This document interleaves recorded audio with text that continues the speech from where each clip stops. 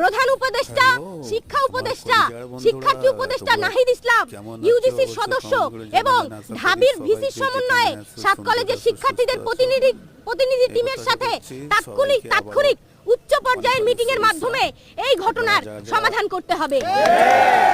6 ঢাকা বিশ্ববিদ্যালয়ের সংশ্লিষ্ট এরিয়াতে সিটি কর্পোরেশনের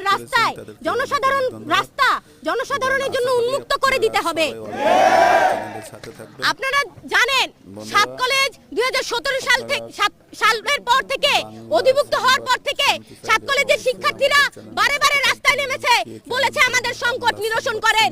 আমরা বারবার বলেছি এই যে শিক্ষার্থীকে বারে মুখোমুখি দাঁড় না করিয়ে এই সংঘাত না তৈরি করে এই বিষয়টির একটা সৃজনশীল সমাধান আপনারা দেন, কিন্তু এই সৃজনশীল সমাধান যতদিন পর্যন্ত দেওয়া না হবে এই সংঘর্ষ কিন্তু চলতেই থাকবে। এই কথা কিন্তু আমরা স্পষ্টভাবে বলে প্রধান উপদেষ্টা, শিক্ষা উপদেষ্টা, শিক্ষার্থী উপদেষ্টা নাহিদ ইসলাম, ইউজিসির সদস্য এবং